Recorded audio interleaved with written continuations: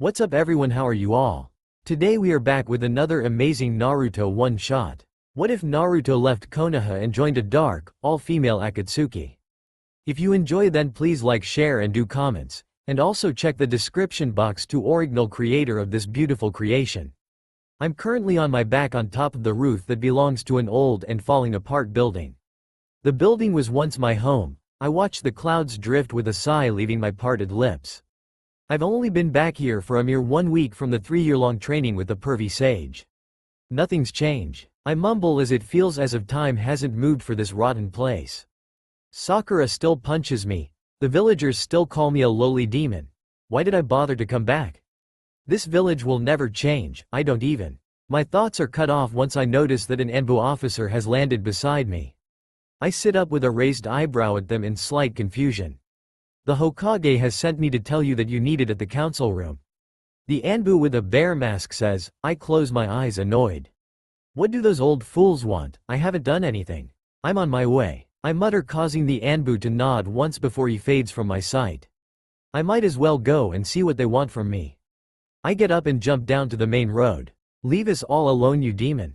I hear villagers yell out as I make my way over to the council room. I curl my lips slightly as they pass me. I mentally smirk as they run like scared little mice. Idiots. I mutter as I continue down the street and towards possible hell. Once I make it to the council room, I open the door without knocking as they are waiting for me, unimpressed. Glade, you made it, Naruto. Tsunade greets with a slight smile curling the ends of her lips. It flattens out as the door reopens. I turn only to see a sight that I thought would be impossible. What the fuck? Why is that traitorous Teme here? I call out as Sasuke makes his way over to me. He is wearing a light brown kimono that is tied together with a purple rope and black pants. Sasuke here was found at the entrance of Konoha. He came willingly, and as a part of his old team we thought it best for you see his sentence. Tsunade says to me with her arms crossed and a flat tone in her voice, letting me know that she is just as unhappy about this whole thing as I am. Great, just great. I mutter sourly as I let out a sigh before taking a seat near the door. I watch the black-haired bastard before us with narrow eyes just in case he decided to attack Tsunade. Would you please care to explain to the council before you on why you had fled the village 3 years ago? Danzo asks him with a raised eyebrow and arms crossed, with a few of his friends agreeing. The slippery snake just crosses his own arms over his chest with a proud smirk. What's he planning? I think to myself as I wonder what bullshit is he going to say so that he can get himself out of trouble. I glance over at Tsunade to see she has the same thought as me. I left so that I could grow in power, for the village to grow in power as well. Once I finished training with Orochimaru, I escaped and came back to help the village. I feel sick to the stomach at that stupid lie of his. It is so fucking fake that not even the civilians would believe that bullshit. We find that Sasuke Uchiha should be cleared of all charges against him and that he be promoted to Junin. Danzo says, with his 2 war friends agreeing with a few council members while others argue against it. I hold back a low growl at his words. That old fool wants to promote him? We will put it to a vote. Those in favor of Sasuke being put in prison, raise your hand. Tsunade calls out to the room with a few hands raising into the air, including my own and hers. And those for him to rejoin the village? Danzo calls out, yearning a glare from the Hokage. Every other hand in the room raises up. I watch with unbelieving eyes. Is this really happening? Since there is over half of the council that agree it is settled. The Uchiha is free of all charges and is a Junin. Is that all? Tsunade says with a dark growl and pure hatred in her eyes directed at Sasuke. There is nothing that she can do at this moment in time as they outnumber her. Bullshit. Utter bullshit. Don't any of you remember how he had betrayed this village? Sume growls out with her voice laced in ki that's directed at the idiotic civilians on the council. Or the fact that he shoved a fucking Chidori through my chest. I yell. The room is silent for a second or two before the civilian side gets into an uproar about me being a filthy demon again. Silent. Now is this meeting over? Tsunade calls out with a cold glare, silencing the bickering council members. Danzo clears this throat to get the entire room's attention back onto him. I smell even more backstabbing. I think as I narrow my eyes at the old fart. What is he planning to do now? And why does he look so damn smug about whatever he is going to say as well? Actually, Lady Tsunade, we would like to talk to you about your replacement for the next Hokage while we are all here. Danzo says in a smooth tone of voice, with most of the civilian council nodding along with him. My eyes narrow further as I hear that. Tsunade doesn't look happy. I have already picked who the next Hokage will be, so I don't. Tsunade starts tell to him with a glare as her fingers start to twitch ever so slightly. I hold in a grin as that means she wants to hit a certain someone that is named Danzo right now. Maybe this will work out in my favor and I get to see a rather entertaining show while I'm here as well. You see, we think that it would be a better idea that I be the next Hokage instead of the previous choice. Danzo says as I notice Sasuke smirking over at me with a cold look in his black eyes. I just sit here in pure shock as the shinobi side argue against what he said with snarls of their own. I would rather go to hell before I ever give the seat of Hokage to you. Tsunade yells out as she stands up with her hands on her desk with a lethal glare at the council with a bit more ki. You have no choice in the matter as it was already disused in a secret meeting that I'll be the next Hokage. Danzo tells her with a smirk, thinking that he has won. I look over at her to see that she is just barely holding herself back from ripping those fucked up civilians into tiny pieces. That is fucking bullshit. This asshole of a traitor comes back here and you're all kissing up to his ass? Asuma and Sume call out with equally pissed tones at Danzo and his supporters. I hear the door open and shut, but I ignore it as I feel my own anger start to reach its tipping point. That is all completely and utterly bullshit. I scream at council as I make my way to stand next to one of the only people in this room who is on my side, Tsunade. Maybe she can join as well? Naruto, you idiot, how dare you talk about Sasuke like that into his face. Sakura screeches at me as she pulls her arm back in a punch, so that's why the door opened. As she swings her punch at me, I am able to catch it in my hand before Tsunade's hand was able to stop it herself. I am fucking done with your shit, you pink-haired whore, and I am done with this whole damn village. I growl out with ki lacing my words as I throw Sakura down into the ground. I made my way out of the room. I pass Tsunade a small note that the rest of the room did not see. Naruto. I hear Tsunade mutter softly, I really do hope that she is able to join us, join me. Tsunade's POV. As I watched the boy, no young man that reminded me so much of my younger brother and my dead lover that I can't but feel like I had failed him, I realize that I have a note in my hand. Now that is over, everyone out. I yell out as I am still the Hokage, meaning they all have to listen to me. Once I am left to my thoughts in the silent room, I open the note in my hands. Tsunade, I know that you are one of the few people that had truly cared for me. I had a feeling that this would happen when I got back, so I am leaving this place for good. Please don't stop me, as you know that this village will never change, but if it's not out of line, I would like you to find all of those who truly care about me.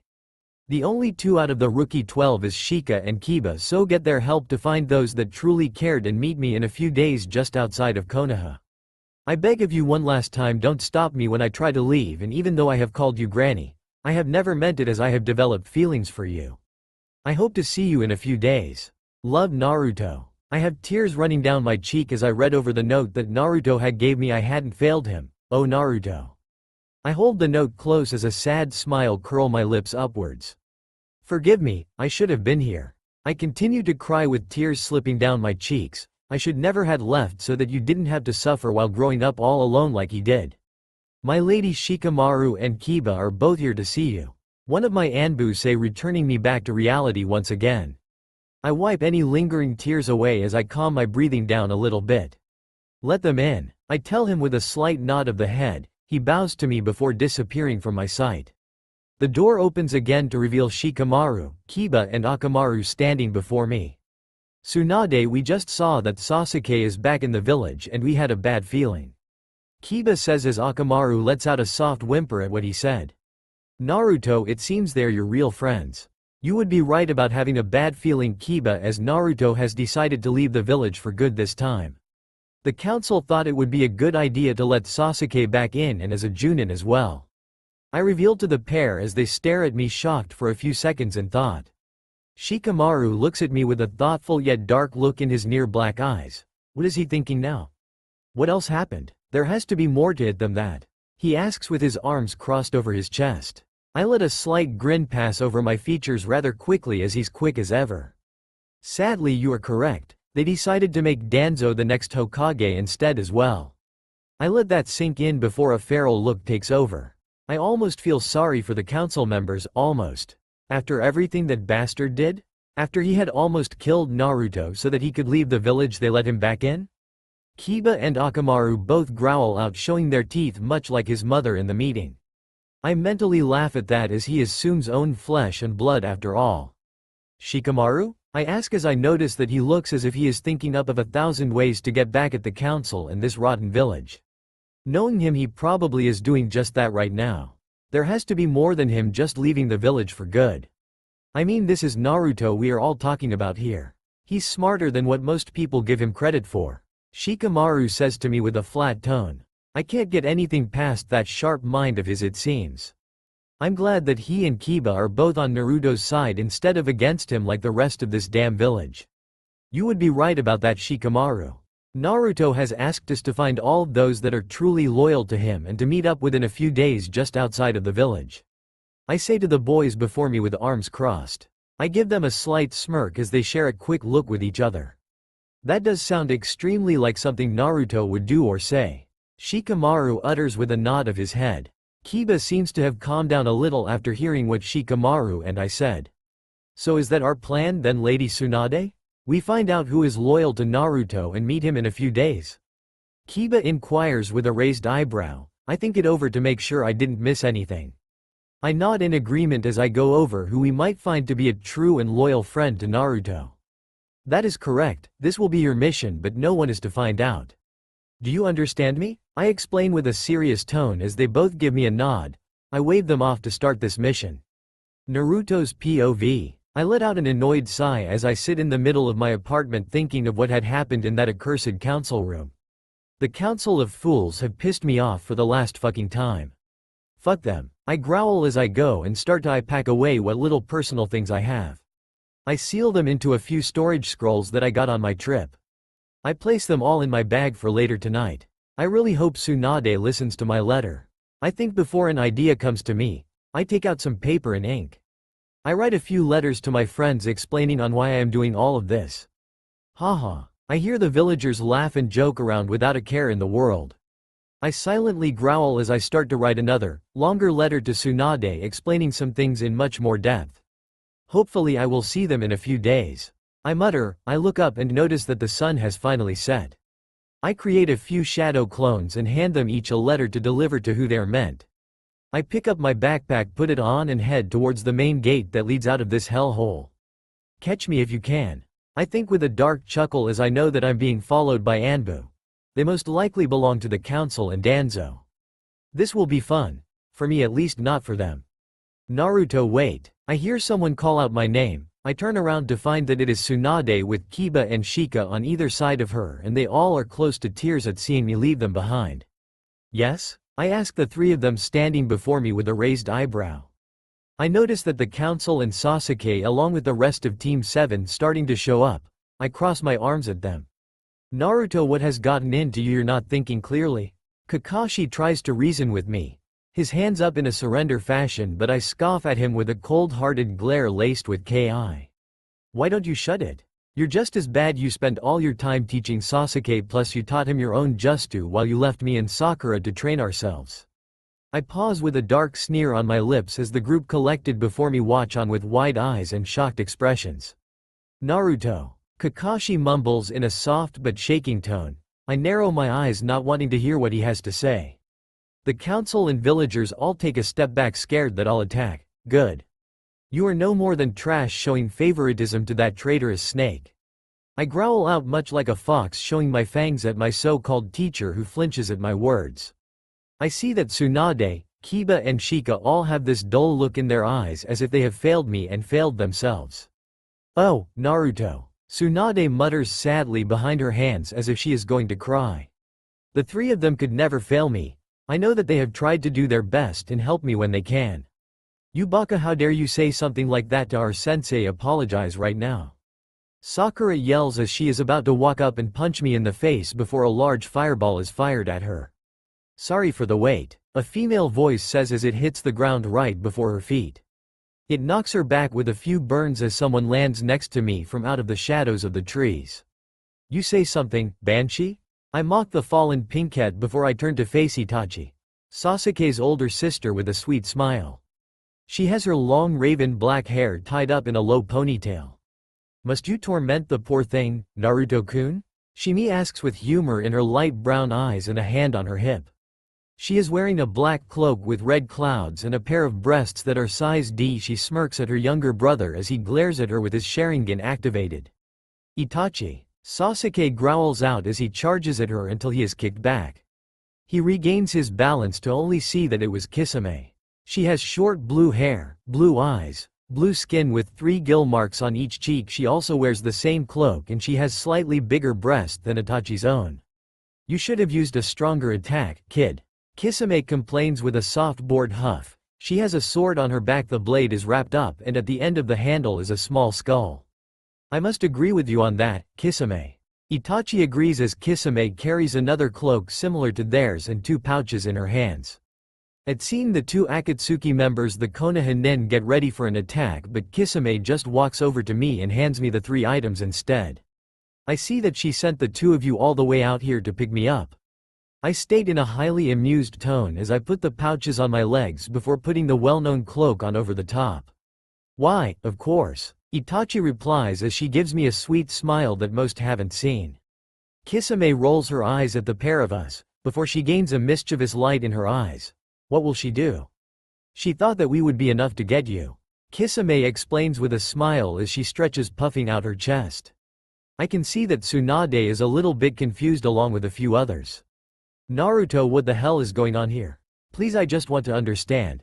Tsunade begs of me with wide and worried hazel eyes. I really do hope that she finds my second letter and soon. What do you think? That when the pervert was chasing skirts that I would just sit and wait around like a lost puppy to get trained by him? I ask in a cold tone. I mentally flinch at her watery gaze being sent my way. My attention is brought over to Kakashi as he takes a slow step forward. But thereafter the Kyuubi Naruto, they're just using you, please understand that. Kakashi tries to warn me, but it just makes me laugh darkly at their weak-ass attempt to get me to stay. The Kyuubi is gone. I reveal to the whole group standing of idiots before me. They all gasp in shock minus Sasuke, who is now seething at both me and Itachi as if he wants to murder us. What do you mean, boy? Danzo calls out to me with his one visible eye narrowed. I smirk over at the old fool with arms crossed over my chest. This will be fun taking him down a peg. You see, when the 4th Hokage sealed the Kyuubi into me, the seal also slowly drained his power, but the Kyuubi found out about my hatred for this village. So he gave me all of his power instead of letting the seal slowly drain it away. When the Kyuubi gave me all his chakra, it changed me. I finish explaining with a feral grin as I let my henge drop to reveal the real me to them. I don't want this to scare those who are loyal to me away. I have to have faith in them as they do in me. Show off. I hear Kisame mutter in a rather fond tone as I am now standing just a little bit taller than I was mere moments ago. I see that both Kiba and Akamaru are watching me with awe. Naruto, is that you?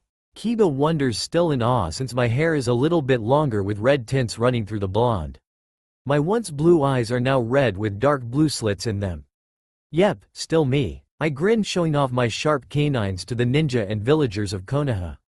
I have 2 golden with red tips fox ears, and I also have 9 golden colored with red tips foxtails.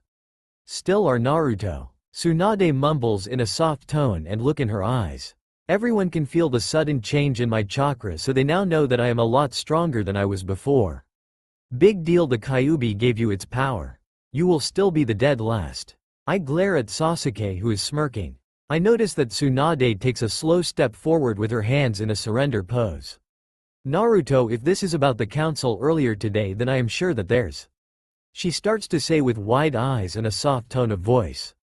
I am truly sorry, Tsunade, but this is not my home. That is only one of many reasons, but since I know that you won't give up even though I asked, I'll make you a deal. A fight me versus Sasuke that no one interrupts. If Sasuke wins, I'll come back with no resistance, but if I win, I leave. I say, and from the look on Sasuke's face, he decides to take me up on my offer. He makes his way over to me with the pink-haired bitch fangirling behind him. This will be too easy. Sasuke says in a smug tone as everyone takes a step back so that we can fight. I just stand here till Sasuke charges up his Chidori before he runs towards me full speed. You sure? Kisame and Itachi both say with a soft chuckle. I give him a cheeky ass smirk as I vanish from sight, making Sasuke stop his Chidori and look around as he activates his Sharingan. What? The Banshee screeches out as 3 of my foxes shoot out of a nearby bush and run at him. Sasuke pulls out his sword and slices the 3 foxes in half as they jump at him. He has a highly confident look on his face before it melts away as he notices that they are in fact gray. They are made out of clay. Sasuke calls out as the 3 foxes explode, sending him back to slam into a tree. I make my way out of the bush that my 3 clay foxes had come out of before. How do you like the explosive clay, Sasuke? It has been only one of the many tricks I was taught while I was on my training trip. I boast to him with a dark grin on my lips that pisses Sasuke off even more than he is at the moment as he starts to do hand signs for a very familiar Justu. Fire style. Fireball Justu. Sasuke calls out before he puts his hands to his lips and spits out a fireball just as I start doing my own hand signs to counter the fireball heading towards me. Water style. Water shield. I call out just as a large blast of water comes out of nowhere and hits the fireball, covering the whole area in steam from the 2 Justus colliding before us. Must he play with his enemy, so? We know he has won this. Itachi muses softly. Sasuke increases his speed and runs at me as he swings his sword, thinking that he has finally won. What's wrong? I tease as the smug look he has suddenly dissolves into confusion. His eyes widen in disbelief ever so slightly as his sword is stopped by one of my tails, shocking him greatly. What the fuck? He mutters, shocked, before he is blown backwards as a clay bird blows up in front of him. Before he can recover, I attack him with a Rasengan into his stomach as well. Utterly pathetic. I had thought that he at least would put up a fight. I say as an Anbu caught him in their arms. I make my way back to the 2 women standing just outside of Konoha's gate. Naruto, please wait. I can hear Tsunade start to call out to me in a pleading tone of voice, but she's too late. I stop walking for a second and look over my shoulder with a narrow gaze. You all had your change and you fucked up, big. I mutter in a low and ominous tone while looking over my shoulder back at them all. The moment that Kisame and Itachi both place a hand on my shoulders, the 3 of us disappear from the sight of Konoha and her people. Tsunade's POV. Shizune and I slowly make our way back to the Hokage's home. Once it was agreed among the council that there will be a meeting tomorrow morning after we all had a good night's sleep. Did that just happen? Shizune mumbles, still in shock over what had happened earlier. Once we enter the building, I head straight up to my room so that I can get at least some sleep tonight. Why Naruto? Why? I think to myself as I can only hope to forget that Naruto has decided to leave us all for good.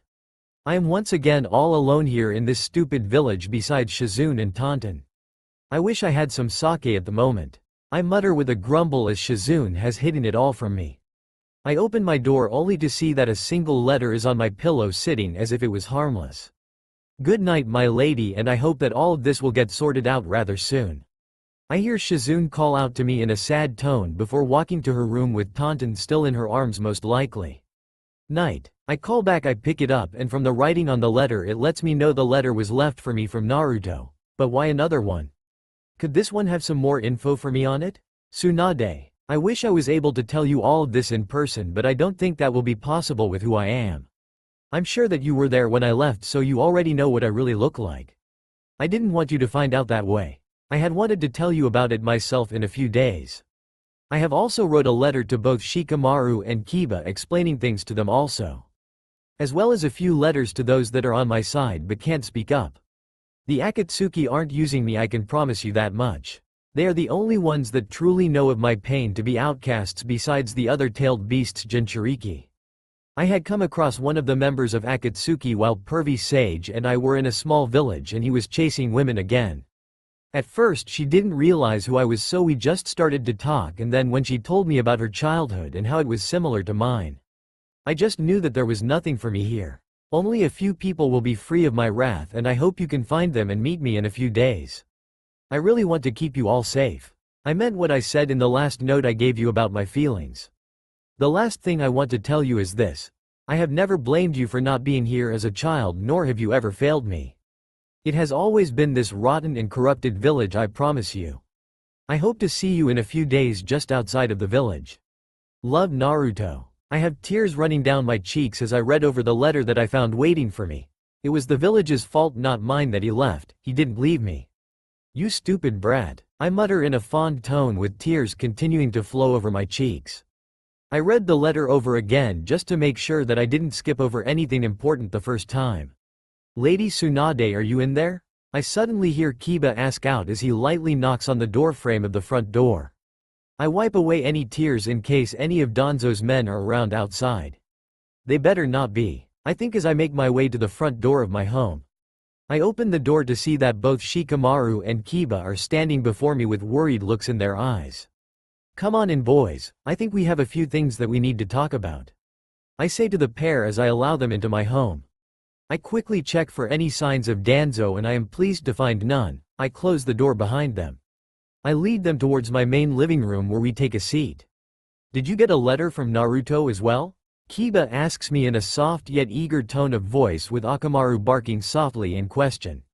I nod my head as I show them my own letter, and in turn they show me their ones that our favorite blonde had left for us to explain a few different things.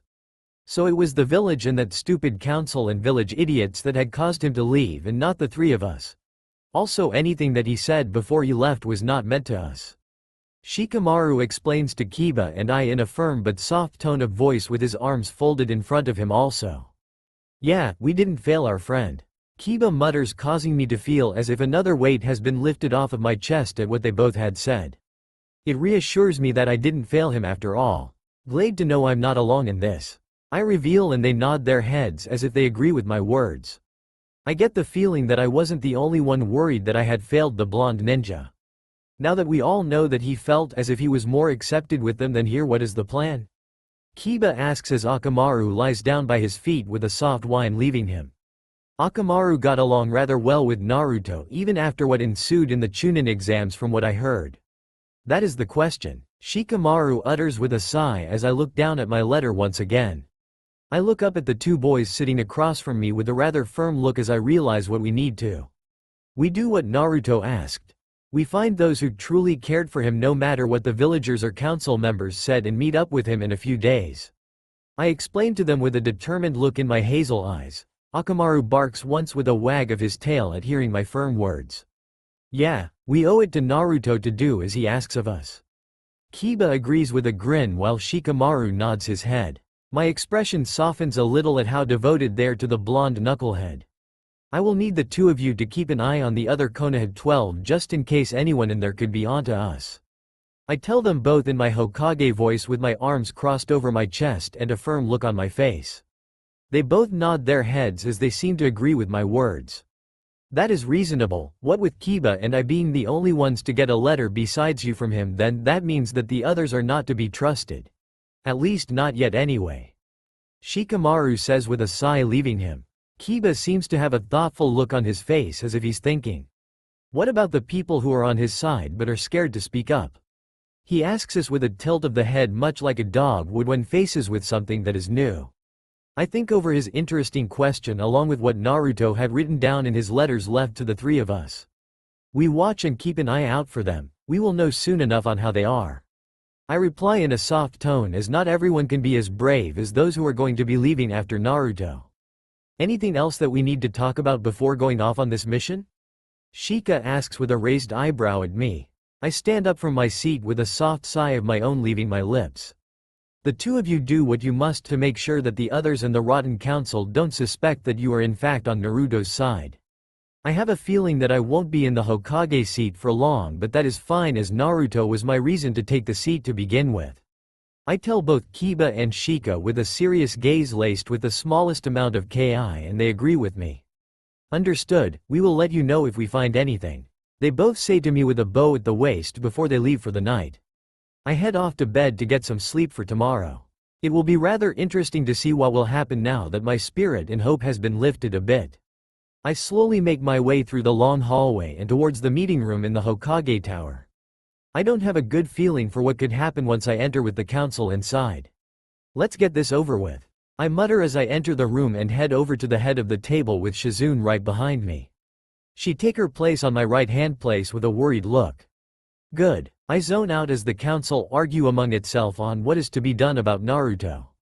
I have my head resting up against my hand while I think over of who could be on his side in all of this. I vote we turn the demon into a weapon. Then once he outlives his usefulness we either kill him or have Sasuke do it. Danzo's calm and collected voice brings me back to reality of the matter at hand. I narrow my hard hazel gaze at him for even suggesting a thing like that about Naruto. We are not do that. I won't leave Naruto's fate in your hands. I yell out at Danzo as I slam my fist down on the desk with a deadly glare at the fools all sitting before me in this council room. Well, what do you think we should do then, Lady Tsunade? Homura asks me and I give them the motion that I am thinking. The best course of action would be to buy some time for the brat. On what we should do about Naruto becoming a rogue ninja, I recommend that we capture him and persuade for him to come back. I say to them with a glare laced with all of my ki that could possibly scare Orochimaru. I silently dare any of them to go against me on this little matter. But milady, one of them starts to say before shutting up as my glare hardens and lands on them. They all seem to share a quick look before speaking to me with a low bow. Ass kissers. Very well, Hokage-sama, it will be done. I watch with a rather satisfied smirk as they put him in the bingo book. He's an S-rank ninja to be captured and brought back to the Hidden Leaf Village alive. That should buy him some time until we can meet in a few days. He better be careful. Meeting over now, get out. I order the council with a glare and they all leave me alone. I really hope that this will be able to delay whatever this village has planned for him, even a little bit. Please Naruto, be safe out there. I think with a soft sigh leaving me. When we meet in a few days I might be able to tell him something that I should have told him before he left the village. Naruto's POV, unknown location. The girls and I pass by a large blue lake as we make our way into the village hidden in the clouds. Although there are a few storm clouds with rain pouring onto the lake, it is a nice sunny day. Welcome home, Itachi says with a soft smile on her face as we continue through the village. As I follow them I notice that some of the villagers have stopped to bow while others wave, even to me. I had stupidly thought that my old village could change, as if that would ever happen. Why did I ever go back to the leaf? I mutter with a sigh as we continue to make our way through the village. I guess it was the hope that I could have those that are truly loyal to me join us. Because you had hoped that it had or could change, even after all this time.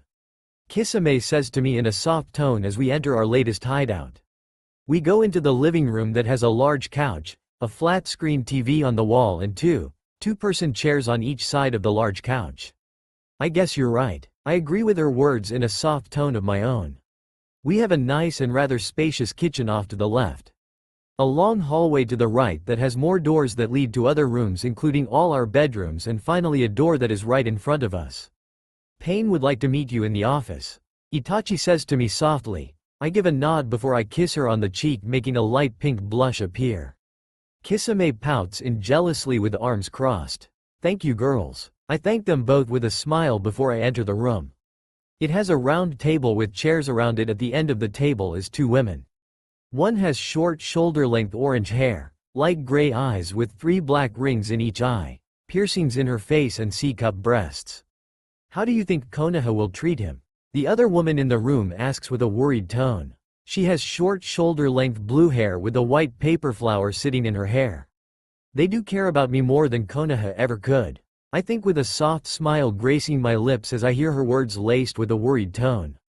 She has a single silver piercing in her lower lip and C-cup breasts as well. The pair of them are wearing a black cloak covered with reed clouds. I heard you wanted to see me once I got back? I ask with a light tone of voice, causing them to look up at the sudden sound of my voice within the room. Their eyes seem to sparkle in joy. Naruto-kun, they call out as they both gain wide and bright smiles on their faces once they see me. I slowly make my way over and I take a seat in one of the free chairs at the large table. Hello Naruto-kun, so how was your short time back in the leaf? Pain asks me with a raised eyebrow and a curious tone. I let out a soft but rather troubled sigh as I lean back in my chair. Terrible, nothing changed, plus that traitorous snake is back. They cleared him of all charges. I tell them as I trail off, not sure how to bring up my thoughts. They both seem to notice this. What is it Naruto-kun? You know you can tell us anything, right? Konan asks me with a worried look in her amber eyes. Pain nods her head as she agrees with Conan and what she has said. She's right, as I know they won't betray me. I think as I go over her words in my mind as well. I guess that now is the best time to tell them of what I have planned for the next few days. I know there is a small amount of people that are truly loyal to me in that village, so I plan to meet up with them just outside it in a few days. I slowly trail off as they both seem to taking in what I am saying. Pain watches me with warm purple eyes and a soft expression on her pretty face. There's more to who you might meet in a few days, isn't there? She asks me in a soft but light tone of voice. I smile at her as I give a nod. Oh, is there more to this than they both know? One of those few people that I am to meet just so happened to be Tsunade of the Sanin. I tell the both of them with a wide grin slipping onto my face. I can see that they both are now thinking over this new info that I had just gave them on what is happening in the Hidden Leaf Village. That would be a huge blow to the Leaf Village. It would make revenge against them all the more sweeter by having one of the Sanin on our side against them. Conan utters with a grin as Pain thinks it over with a nod of her head. A small smile starting to tug at the corner of her thin lips. Okay then. You meet up with them in a few days and then we can start the plan. I take it that you aren't gonna be leaving us again? Pain asks me with a soft tone of voice that has a slight hint of fear as Conan walks around my seat. She wraps her arms around my neck and places her head on my shoulder as she takes a seat in my lap. I lean back to allow her to be more comfortable. Nope, I am here to stay, as there is no reason for me to return. I say with a dark grin as I drag one of my clawed fingers against the metal of the headband that I have on right now. It creates a deep slash across the symbol of the Hidden Leaf Village. It symbolizes that I'm a rouge ninja. That's great to hear. Kohan mutters with a sigh, leaving her as she nuzzles into me. I gain a soft and relieved smile from Pain while Kohan continues to nuzzle into my warmth with a smile. Everyone should be returning about now so we can let them know what is going on. I nod to her before we all get up and walk out into the living room, ready for the others to get here. The moment that Pain, Conan and I all step into the main living room, we see that everyone else is indeed back. Back from whatever it was that they were doing before I arrived. We see that there is currently an argument going on between 2 out of 9 the Akatsuki members. What are they fighting about now? Kohan mutters with a defeated sigh, leaving her. I see that the others are all watching the two in the middle, highly amused by their regular behavior. Bitch, you're just jealous that Naruto-kun likes my round breasts more than your small fucking speed bumps. A woman with long silver hair says with her arms crossed under her chest with a smug grin. The name that this loud and rather proud woman goes by is Hidan. She has an hourglass figure with breasts that could give Maid Terumi's DD cup breasts a run for their money. I bet that Deidara will end up use her clay on Hidan. Kakuzu bets with Sasori, who is sitting next to her on one of the main couch. Sasori doesn't even bother to give Kakuzu an answer at all. Nothing has changed. I think as Hidan is wearing the same cloak as everybody else in the room, but hers is parted at the top to show a lot more cleavage. She also has a 3-blade tri-scythe. Big breast aren't everything, you stupid fucking cow. Deidara exclaims with a dark growl in her voice. She has long blonde hair that is tied in a ponytail with her bangs covering one blue eye. What did you just say to me? Hidan inquiries from the blonde standing before her with a dark tone in her voice. Deidara straightens up a little bit with a confidant gleam in her light blue eye. You heard me, she claims proudly as she crosses her arms under her perky B borderline C cup breasts. If you were to look at her hands closely, then you would see a mouth on each one. Why, you little, Hidan starts to say with a growl in her voice as she glares at Deidara. Before she can continue that sentence, I decide to break this little fight up so that there is no bloodshed. Girls, there's no need to fight. I say to them with a calming tone of voice as I manage to get in between the two of them. They glare at each other, but other than that they stop the fight. You're lucky that Naruto-kun was here. Deidara exclaims with her arms crossed and a narrow gaze. I look around the room to see that Zestu is leaning up against the far wall watching us. I was gonna say that to you, bitch. Hidan replies. Kakuzu and Sasori are on the couch watching TV with Itachi and Kisame. Pain clears her throat to get everyone's attention back onto her. From this point on, Naruto-kun has abandoned his village. She explains with her arms crossed over her chest. Everyone's eyes seem to just light up at the news that she had given to them. Yes, Naruto-kun is staying. A few of them decide to cheer out in pure and utter joy.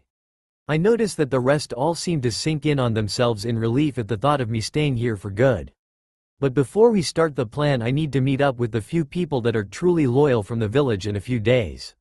I explain in a calm voice, and I can see the worried looks on their faces. I can't help the soft smile that makes its way on my face once more at how worried they are. Are you sure about that, Naruto-kun? I doubt that Tsunade would let you leave that rotten place again if you were to go back near there. Kakuzu asks with a worried look in her light green eyes with a matching tone in her voice. A few of the girls either nod their heads or vocally agree. I agree, surely if the Hokage were to find out you would be forced to go back. Sasori voices her own worry about me being so close to the village. I give her a soft but warm smile that gains a light pink blush tinting her cheeks as she looks away. The way they all worry is really cute. I wouldn't worry about her girls as she is one of the few people that is on my side. I doubt that she will be Hokage by the time we meet up in a few days. I explain, and I can see the confusion in the eyes of most of the girls except for Itachi and Kisame as they had gone to pick me up. What do you mean that she would most likely no longer be the Hokage of the Leaf Village in a few days? Sasori asks me from her place on the couch with a light curious tone in her soft voice. Most of the other girls are either nodding their heads or they give off a light murmur of agreement. The council thought it would be a good idea to have Danzo, that old warhawk, be the next Hokage of the village. With how she had reacted to the news rather badly, I do believe that he will be in power in a few days. I explain with a rather dark and dangerous growl in the back of my throat at the mere mention of that old fool's name. Their eyes seem to widen in shock at the news. So we will have one of the 3 legendary Sannin back on our side? Kisame asks with a raised eyebrow from her place on the couch. The others are still just curious on what I am thinking. It would seem that way. Itachi replies with a slight tugging at the corner of her lips. I give her a soft smile with a nod. It seems that everyone is thinking this over now that they understand. That will really piss off Konoha, won't it? Knowing that not only have we had 1 but 2 of their Sannin on our side at some point will cause some amusing fun. Hidan and Kakuzu say with wide grins as I let out a laugh with a nod. They both are right about the village not liking the idea. I want to see if we can get Suna to side with us, as Gaara is a close friend, so it shouldn't be too hard to have them change alliance from with the Leaf to with us. I offer with my arms crossed and a calm expression on my face.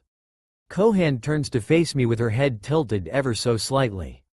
So what is our next move going to be, Naruto-kun? She questions with a curious light in her dark-colored eyes. I give her a light but smug smirk as I had a feeling she would ask that of me. I say our best bet would be to have 3 of my shadow clones head towards Suna, 2 of them hanged. As that is happening, I will meet up with Tsunade and the others on our side. I explain to them all what our next successful move would most likely need to be. This way there will be really a low change of us getting caught by the idiotic people living in the Leaf and their allies. That would be the best option that we have at the moment. Sasori and Deidara, the 2 of you will go with him just in case of any trouble, alright? Pain says. Sasori stands up as Deidara pokes her tongue out at Hidan. She responds with a middle finger and a glare at the blonde ninja. Suck on that, you cow. Deidara gloats with a smug tone as she makes her way over to me. Hidan glares at her harder than before with a dark fire in her eyes. That can't be good for Deidara. Understood, Pain, and it's been a while since we worked with Naruto-kun. Sasori says as I make my way to the door with a fond shake of the head.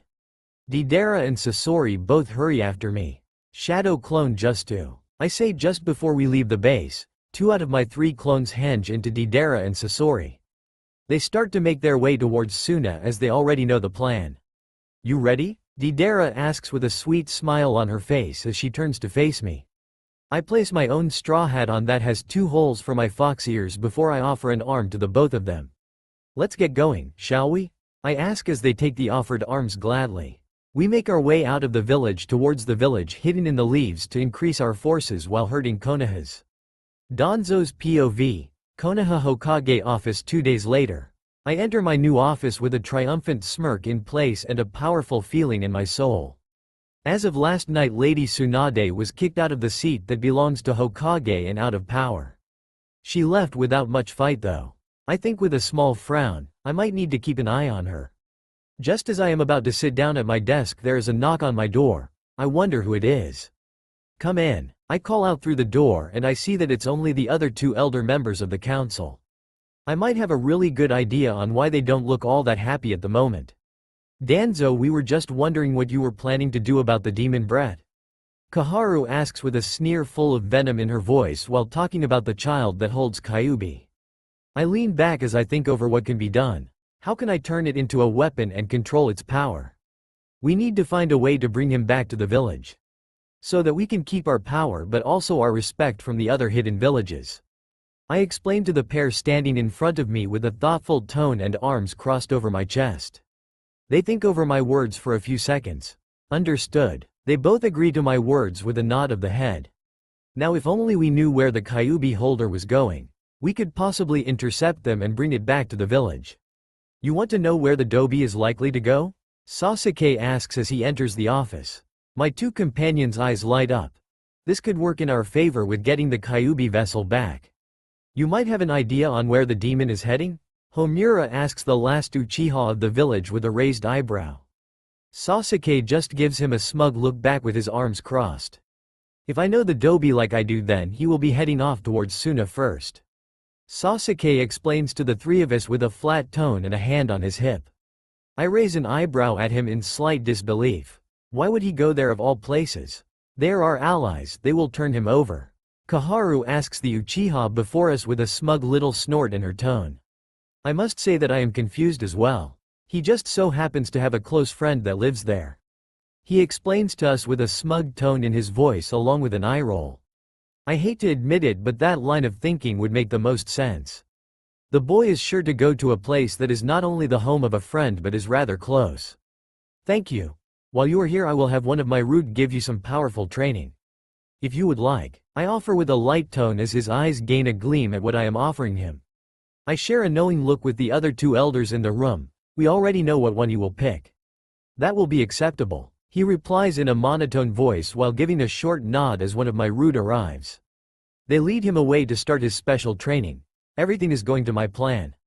So now that we know where the demon will be, who are we gonna send after it? Kaharu asks as I start to look through ninja files. Who should take on this mission for the village, I wonder? Don't worry, I have a pretty good idea on who to send. We will talk later. I tell them with a smile on my lips. They nod their heads as they get up from their seats across my desk and from me. Yes, Hokage-sama, they reply before leaving me alone in my office. I snap my fingers and one of my Anbu root guards show up in a kneeling position in front of me, just how I trained them. Bring me both Team Kurenai and Team Guy to my office for a mission at once. The Anbu vanishes without uttering a single word to complete their order at once. I only have to wait a few minutes for both teams to appear in front of me. His power will be mine to control soon enough. You wanted to see us, Lord Hokage? Both Team Guy and Team Kurenai ask me with a bow at the waist while I read an interesting little file on one of my classmates, before I look up at Hinata. Last time I checked, you were working on your mission to be the reason that the brat was to stay so we could turn him into a weapon. Correct? I say to the young Hyuga heir standing before me. She nods her head ever so slightly in agreement with a determined look in her pale eyes. Yes sir, that is correct. Hinata replies to my question without any sign of the nervous stutter or meek personality that the brat has grown up with. I look over the file once more to be sure. While you worked on that front, Sakura was to be the reason why he feared all women. Is that right? I ask in a flat tone. She nods her head like a proud Hyuga heir. That whole reason for the meek girl act was to fool the demon into thinking that she was sweet, innocent and naive. Sir, we were told you had a mission for us? Kiba asks from his place in front of me with a light nervous tone. I better be getting back on track as we have a demon to chain back up again. I'm sending the 6 of you out on a mission to bring the demon back here. We believe that he is on his way to Suna to meet up with a friend of his. I explained to the two teams, gaining 6 nods in return. With our best trackers along with Guy's team as backup, he doesn't stand a chance. Is there anything else that we are needed to do other than to retrieve him? Neji asks of me with a raised eyebrow in a rather curious manner. The other 5 all nod their heads in agreement to his question. I think it over and I realize, what if his friend has power within the hidden sand? You 6 are to make sure that they do not ally with the Kyuubi brat. If you run into him, then you are to bring him back here. Do I make myself clear? I say with a dark tone in my voice to get my point across. I will not accept any type of failure from any of them on this critical mission. And if he is with any allies of his? Kiba decides to ask me as Akamaru lets out a soft growl while Kiba strokes his fur.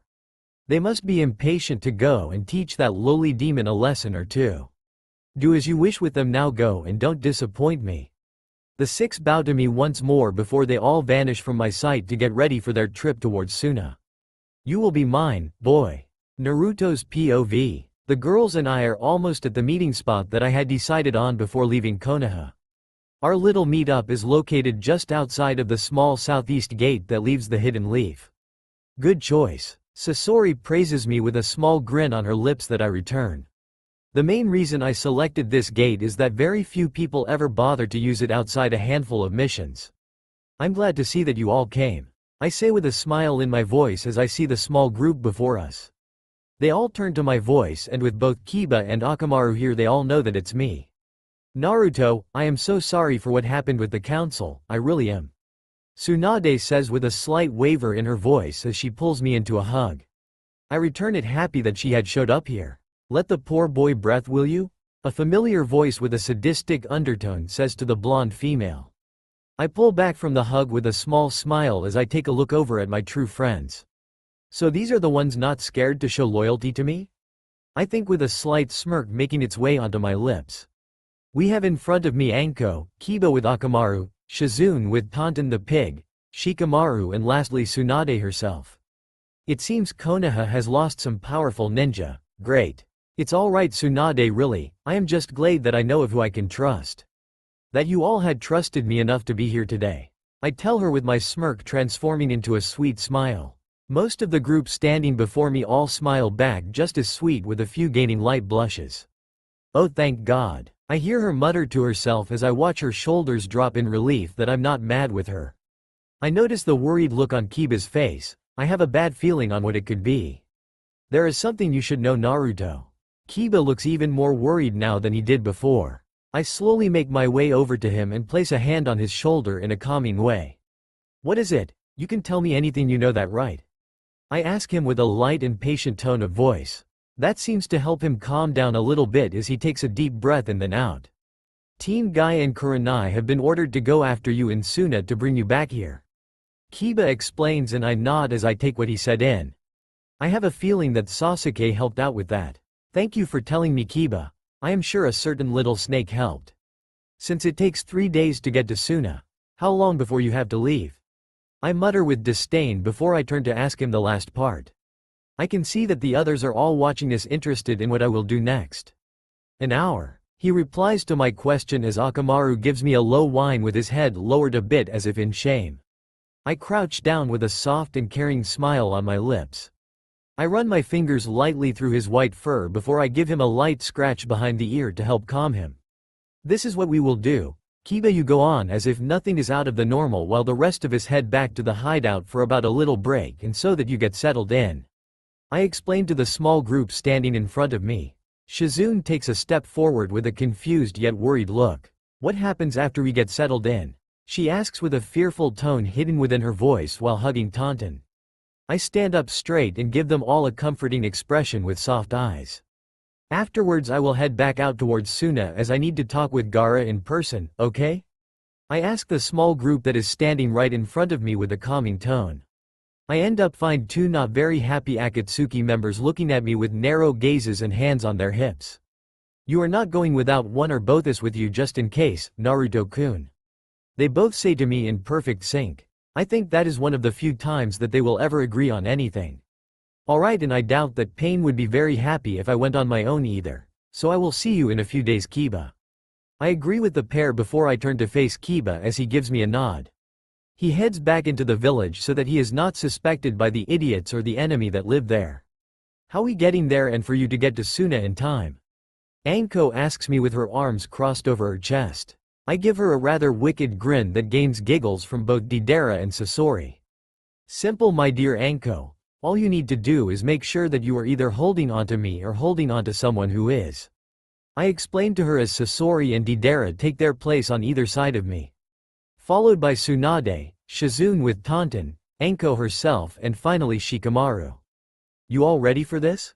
Deidara asks the others with a knowing grin on her face that Sasori mirrors. I teleport us all to just outside the entry point of the hideout before we head inside. I see you have bought guests. Pain greets as she looks over at us with a raised eyebrow.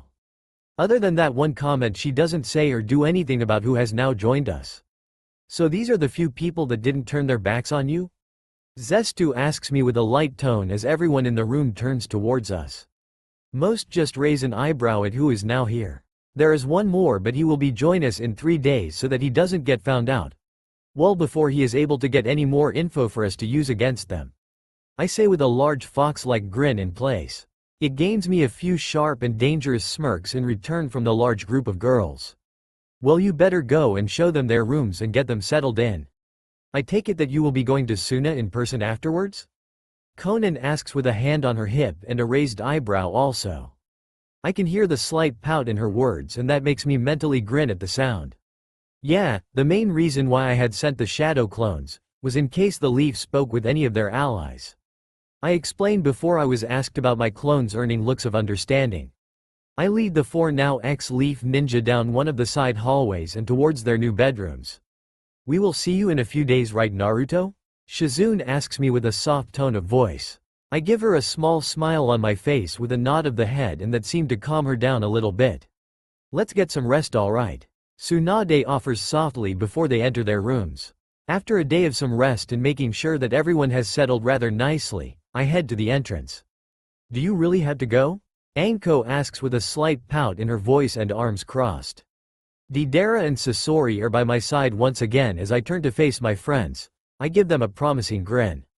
Don't worry, we will be back here safe before you all know it. I say before I teleport myself and my 2 traveling companions away. We find that my clones are a few hours away from Suna. Anything interesting? Sasori asks as I dispel them to find that nothing has happened. I shake my head, so we continue our way to Suna with a few laughs shared between the 3 of us. Looks like we're getting close.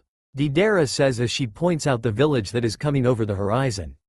So I put on my henge once again, as there is no need to make them scared of me. Halt, explain your reason for coming here. 2 Suna ninja guards the gate ask us. I decide to take my bamboo hat off so that I am now showing my face to them with a disarming smile. We are here to see Gaara, as we have some things that we would like to talk with him about. I explain to them in a calm tone of voice. I see that the guards are planning on to attack us. You poor, pitiful fools. I think with a sneer, as notice their slight hesitation as they think something over. A calm and familiar voice calls out that has me smiling even wider than I was before. I had told you that if Naruto was to come here, he was to be escorted to my office. The guards turn to find Gaara is making his way over to us. He doesn't look happy with the pair at all. But Gaara-sama they are. One of the guards try to explain why they were just caught trying to attack one of their cage's closest friends. Not only that, but disobeying a direct order. I know full well who they are, and as long as Naruto is with them, they are allowed into my village, understood? Gaara asks the 2 guards with a blank look, a flat tone and arms crossed. The way he is looking right now reminds me of when we had first met back at the Chunin exams. Hi, they both say with a nod of their head before they go back to their posts. Gaara looks over at me as I give him an innocent-looking smile with a slight shrug of the shoulders to go with it. We can talk in my office, Gaara says with a slight smile tilting the corner of his lips upwards. I nod my head in agreement with my own smile before the 4 of us began to walk into Suna. As we make our way to Gaara's office, the girls start to bicker and tease each other over little things. I let a small fond smile grace my features as I listen to the pair of them go on about it. So cute, I think with a light chuckle leaving my slightly parted lips as we enter Gaara's office. The first thing I see besides the 2 standard chairs on this side of his desk are his older siblings. Is something wrong? Gaara asks his sister and brother with a raised eyebrow and a worried tone. They both shake their heads as they move away from the large window behind his desk. I had a feeling that something interesting would be happening. I was right, it seems. Tamari explains with a hand on her hip. Gaara nods his head once to her words as he takes a seat. Tamari, Kankuro, how are you both doing? I greet the pair with a warm smile as I take my seat in one of the chairs. Deidara comes over and sits in my lap with a smug gleam in her blue eye. We're doing good, thanks. Temari answers me with a soft smile as Deidara's actions has left the other chair for Sasori to take. She does end up taking it with a small cute pout on her lips. You win this round, but I'll win the next. Sasori mutters in a sour tone with arms crossed in front of her. Deidara widely grins over at her with a smug gleam as she nuzzles back into my chest. I see that you have finally joined the Akatsuki. Hopefully it's for good, am I correct? Gaara asks of me with a raised eyebrow and a light amused tone in his voice. I give him a smile along with a nod confirming his thoughts. I lean backwards in my seat a bit with Deidara doing the same thing. What does it look like, Gaara? Temari inquiries from her youngest brother with a laugh behind her hand. When I had first joined the Akatsuki a few years ago, I sent out a single letter to him. It seems so long ago. I think with a mental laugh of my own. Within the letter that I had sent to him, I explained why I was doing what I was doing at the time and plans for the far future. Hell yeah, he has. He is here to stay. Deidara exclaims in a joyful laugh along with a nod of her head. I must admit that I was a little bit worried that he would tell Tsunade almost instantly. I must agree with Deidara. Sasori utters with a slight nod of her own. I must say that I was rather surprised when I got a letter back saying that he understood my motives. He also said that he was behind me no matter what I chose to do. I am glad that he is my brother in all but blood. They're both right, you know. That damn village was a waste of my time, but I still had a bit hope for them. Not anymore. I reveal with a dark snarl and gleam in my eyes as I think of that hellhole. Gaara seems to gain a very similar gleam, one that I haven't seen in him since the exams. So we came here to gain your alliance with our village as well as to inform you of him switching sides, permanently. Deidara explains to the Sand siblings in front of us with a slight shrug of the shoulders. Gaara seems to accept this as he nods his head before writing something down. Temari? I tilt my head slightly as I notice that the only female of the siblings looking away. I am pretty sure that the reason for her to be little worried like that is because of dear old Shika. Temari, what is it? What's wrong? Kankuro asks her with an anxious look and matching tone of his own. It would seem that I'm not the only one to notice her worried and troubled look. I'm fine. She tries to offer, but it doesn't really work in reaching her eyes. Gaara looks over at his siblings with worry of his own. If you didn't know where to look, you won't be able to see it. I think I might know what is worrying her. I speak up from my seat with a calm and supportive expression. Very similar to that of an older or twin brother comforting their beloved sister. What? Kankuro turns to face me with a hopeful look while Gaara watches on with an intrigued expression. Temari seems to watch me just as intrigued, but I can sense her slight worry also. Don't worry, I had a few loyal friends of mine defect from that place with me. Shika was one of them. I tell her as I ignore Kankuro's question altogether. The relief in her eyes makes me smile a soft smile. Shikamaru, you have better look after her, otherwise I'll hurt you twice as bad. I'll declare our new alliance as well as the end of our old one at the next meeting. Gaara reveals with his arms crossed in front of himself. Gaara looks over at her out the corner of his eyes. I'm fine, you have bigger things to worry about at the moment. She tells him in a soft tone and a smile in place. He seems to watch her for a few seconds before turning to face me full on. I would like it if you could stay till then to help show why on we should switch. Gaara explains to us as he grabs a piece of paper off of his desk and starts to write on it. I had a feeling that there was a real high possibility of the three of us needing to meet with the Council of Suna about it. I had thought so. If that is what is needed from us, then that is what we got to do. I say to my best friend as the four of us stand up. There is nothing else that we can really do right now. I'll show you to our place, as Gaara refuses to let his best friend spend a night in a hotel while staying. Since Deidara and Sasori are with you, they are also welcomed. Temari offers to the three of us in a fond tone with a kind smile. She opens the door and leads us out of Gaara's office. Thank you, Temari. I thank her as we head down the main street of the village and towards her family's home. She nods her head while looking out at me from the corner of her eyes. How long will it be until the council will have their meeting? Deidara inquires curiously as we make our way through the streets of the village. Many villagers smile or wave as we pass by. You never know with the old fools like them. It could take hours or days. Temari and Sasori both say with a shrug and a light scoff, leaving them. They freeze as shock comes over their faces. I want to say thank you Naruto for not leaving Shika in that village.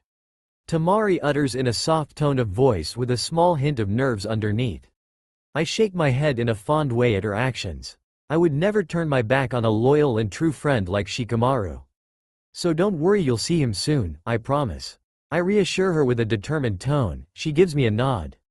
We all enter the large Cage family home. This is a nice and very spacious place with a few different floors. 2 days later. It looks to be a beautiful day outside. I yawn as I head down to the kitchen to get some food. I enter to find the Sand siblings are already at the table and eating their own breakfast. Gaara had the meeting about Suna's future alliance with his council yesterday afternoon. I was able to convince the elders that Konoha is a power-hungry village just like their fool of a 6th Hokage. I can't fathom on how you could stand all of this sand growing up. Deidara asks Sasori with a befuddled expression and tone in her voice. I look over the whole sand village from my room. You get used to get. Sasori half-heartedly replies to the blonde ninja with a shrug. I suddenly feel 6 very familiar chakra signatures and it seems that they are approaching at a nice even pace. Deidara, Sasori, it looks like we have some company heading this way. I reveal to the girls that are relaxing on my large bed at the moment. They look up at me from what they are doing. Oh really? Deidara asks with a curious tone from her position of lying on her stomach. Sasori is up at the head of the bed leaning against the wall watching us both with a raised eyebrow. Yep, we better go tell Gaara of this before we meet them at the gate. I offer to the pair of them as I make my way towards the door. I can hear shuffling behind me as they follow after me.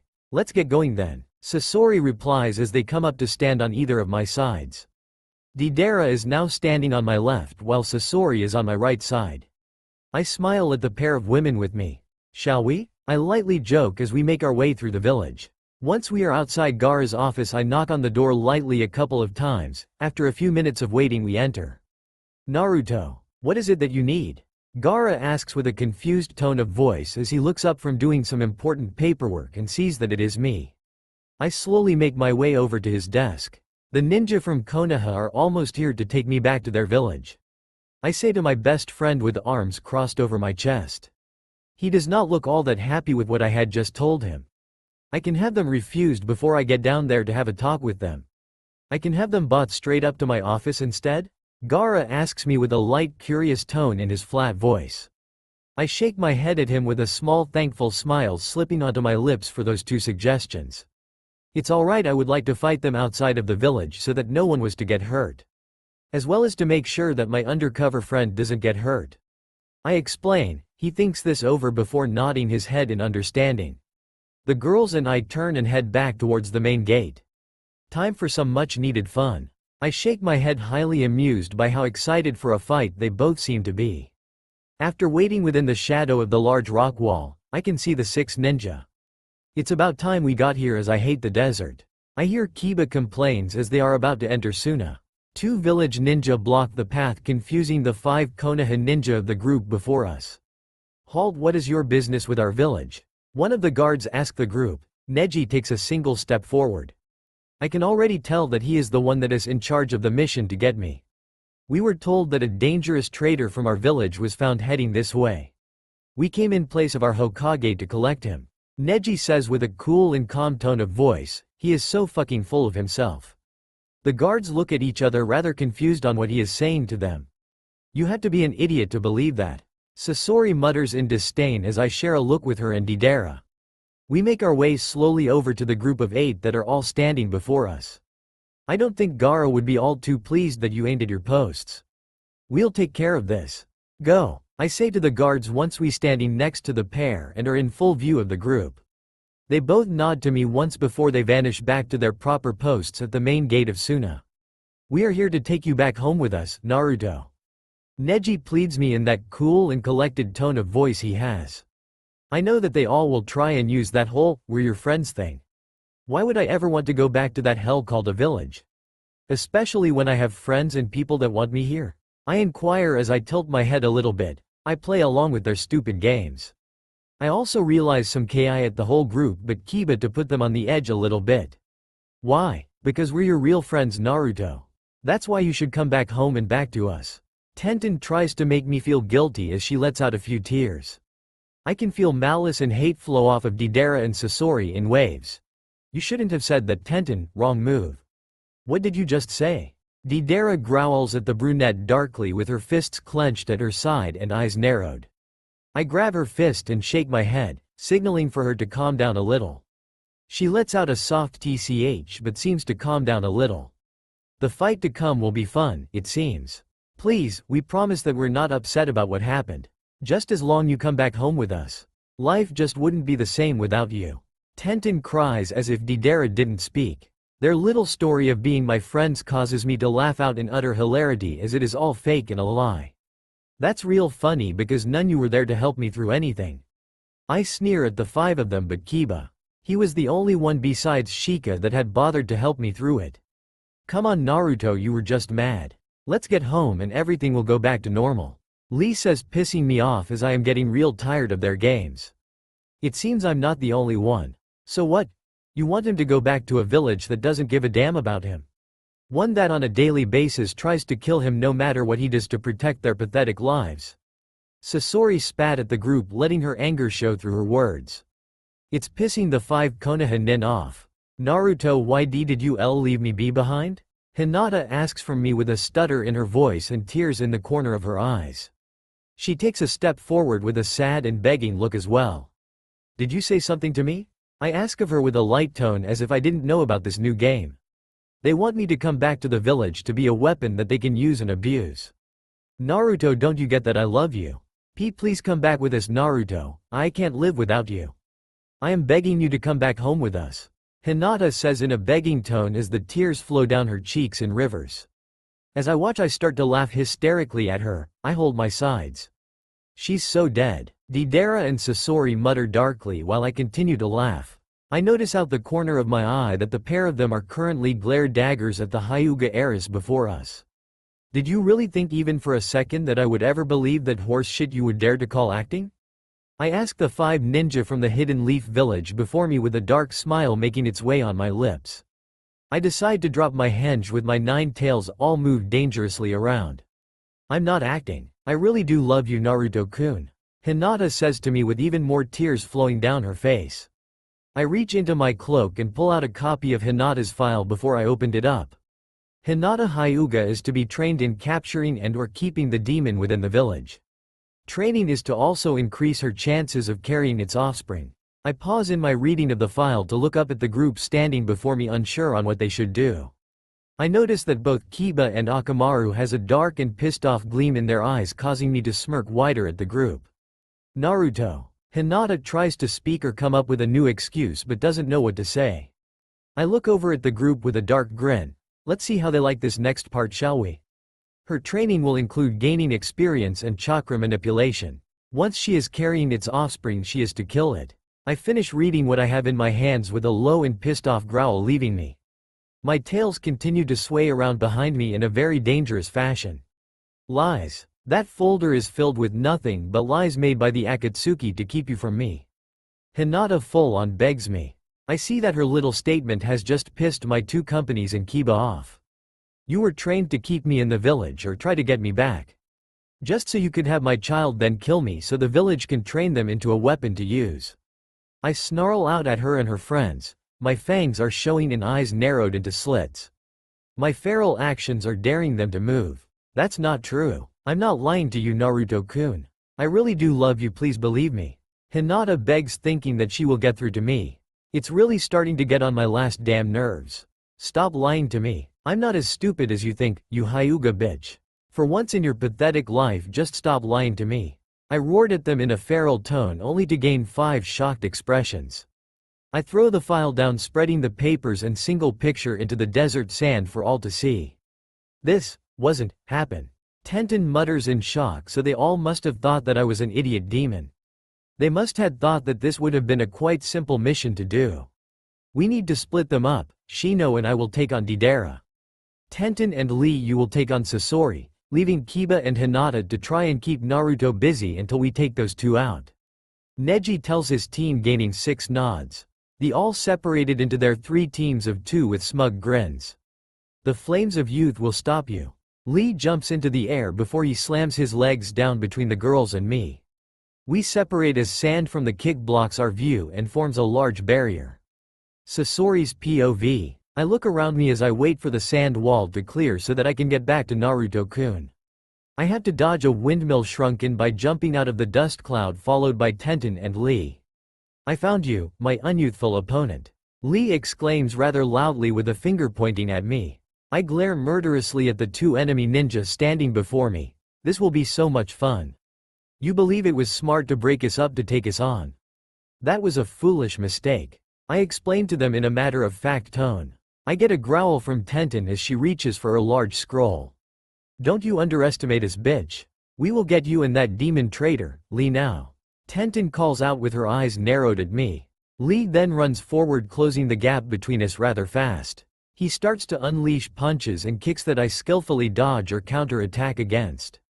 You think this will be enough to defeat me?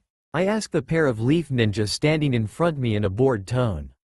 I see that Tenten isn't daring to fight me. What does she have planned, I wonder? I think it will, dumb bitch. I hear Tenten mutter darkly along with the unraveling of a summoning scroll, but most of my attention is focused on dodging Lee's attacks. As I continue to dodge him, I notice the kunais and shurikens all heading towards me, so I have to act fast if I want to live. She was a most unwo, Lee starts to say, and before he could finish I sent out a metal lash to stab him in the shoulder. I am now currently hidden within the golden sand of the desert. Lee, Tenten yells out with a scared tone for her teammate as the lash retreats back into the sand. Out comes a four-legged puppet resembling a giant lizard with a rather huge mouth. What was it that you said before? I taunt as the lizard opens its mouth wide, and as I come out of the puppet the lash retracts back into my sleeve. I watch as Lee falls to the ground frozen. You bitch, what did you do to him? Tenten yells at me before she falls to the ground as well after the lash retreats back into the sand by her leg. She should have paid more attention than this. A nerve toxin has been entered into your systems. Within a week you will both die. What a painful week that will be for you both. I say to them with an almost sadistic smile on my face before the lizard closes its mouth around me. It buries itself once again to find my other two companies. Deidara's POV. The moment the sand comes flying up I waste no time at all in getting out of the dust cloud. I fly on one of my clay birds as I take a look around in case of an attack from the idiotic leaf ninja. Great, it's just my luck that we got separated, I better find. I begin to mutter but I am unable to finish. A large swarm of bugs are shot straight at me, so I make my clay bird dodge the attack. Keep it up, Shino. I look around to see where both the attack and voice had come from. At the same moment of me looking, another giant swarm of bugs hit the bird dead on in the chest. Fuck, I swear under my breath I have to land back down on the ground below me. I know there is a high chance of the leaf ninja having a plan to attack me, but I won't make it easy for them. Don't think you can win. Fate has already decided that the winners of this fight will be us. Neji says to me with that annoyingly stuck-up tone of his. I see that he has activated his Byakugan, but I just let out a cold, cruel laugh. I find this whole thing highly amusing to watch and listen to. If you two are here, your teammates are already as good as dead. I explain as I laugh even harder. I can tell that it's pissing them off. Good, they are less likely to think their attacks through. Why, you little? The Hyuga starts to say to me, but we hear a loud explosion. I can feel a large and cruel grin slipping onto my face once more, as that lovely sound can only mean one thing. That must be Naruto-kun injuring the two fools that you had decided send to fight against him. Such a pity. I say with a mocking tone near the end just to piss them off even more. Before they can form a response, a puppet lizard shoots out of the sand, opening its mouth to reveal Sasori. Naruto-kun must be getting bored with those two pathetic fools that's fighting against him right now. You know how I hate to keep people waiting, Deidara. Sasori says with a rather cold and steeled tone of voice. Her eyes are narrowed at the Konoha scum before us and arms crossed. Your fight is with us. Stay focused. Neji orders as a chuckle leaves me at the mental images that her words bring up. I would like to see what he is doing to that bitch for what she did earlier. You do have a point. I say as I make my way over to her and her large puppet. Sasori turns to face the male Hyuga with a cold, dead gaze in her eyes and her arms crossed over her chest. Your teammates are going to die if you don't leave now. You're lucky that Naruto-kun doesn't want to kill you all yet. She says with a cold and dead tone. Before the boys can say or do anything, I detonate the bird that I was on. It blinds Neji and Shino, letting us escape them unharmed. Naruto's POV. I stand in front of Kiba and Hinata with a bored expression and arms crossed over my chest. My ear twitches before Hinata runs at me with her fists glowing with the gentle fist technique. Is that the best that you can do? If so, then I am not impressed. I cruelly taunt her as I continue to dodge all of her feeble attacks. I bring up a large wall of sand with my tails to allow me to henge into Hinata. I smirk over at Kiba and he catches on that he has a cover to freely attack her. I'm only warming up, you stupid and pathetic demon scum. Hinata yells out at me in pure anger. She decides to kick down the wall. You should have a better lid over your emotions, you bitch. I don't think so, sweetheart. I mock as the dust clears out to reveal me standing not that far from her. I am in the same fighting stance along with the same expression as her. Here ya go, Kiba. Great, now there are now two Hinatas. So which one is the real one, boy? Kiba says as he looks between us both slowly. When our eyes meet, he lets the corner of his lips curl upwards a bit. I'm the real Hinata. Hinata and I both call out in sync as he shares a look with Akamaru. They both run at and start attacking the real Hinata Hyuga, rather harshly if I do say so myself. Kiba, you idiot, I'm the real one. Hinata screams at her teammate, but he doesn't listen to her words. I join in and start to attack the bitch as well with a dark gleam in my now white eyes. Thank Kami that you believed me. I thank in breathless relief. Kiba nods his head while Akamaru barks once. We continue our attack on the Hyuga heiress, forcing her to step back from us. Kiba, it's me, the real Hinata Hyuga. She tries to yell at him, but he doesn't seem to be listening at all. He continues to attack along with Akamaru, not once letting the flow of attacks stop. Well, our noses say a different thing, you imposter demon. Kiba growls out with Akamaru barking in agreement. I stop my own attacks with a cold and cruel grin on my lips as I stand before her. As much as I would love to continue this little fight of ours, I don't want to kill you, at least not yet. I say as I have two clay foxes come out of the sand and exploded, knocking the Hyuga out cold. I undo my henge just as one of Sasori's puppets comes digging out the sand next to me. Looks like you had a lot of fun dealing with the Hyuga bitch. Deidara says with a dark smile on her lips as Kiba, Akamaru and I get in the puppet with them and head back to our own village. So you learn anything else within the last few days since we spoke? I ask Kiba as three of us take a seat to give Sasori a little more room. She needs the room to use her chakra strings properly. Well, nothing much besides seeing one of Suna's messenger birds fly towards Konoha. If I have to guess, I would say that Danzo will not be happy with whatever the messenger hawk has. Kiba says to us with a shrug of the shoulders. I smile as he pets Akamaru rather absent-mindedly. This will be so much fun to watch. I claim with a dark grin as the girls and I all share a quick laugh at the thought. Akamaru lets out a soft, content sound as Kiba continues petting his thick fur. I wonder what reaction Danzo will make. Deidara lightly muses a thoughtful expression and a finger on her chin. I wish I could be there when he opens the message from Suna and realize that he had just failed. Failed to get the stupid demon that he so desperately wanted to control. It's your move, Danzo, and I can't wait what it is. I think as I look forward to seeing what his next move could possibly be. All he is a challenge that I will defeat and give a slow death. Naruto's POV. Once we reach the gate of the hidden cloud village, we get out of the puppet and continue in on foot.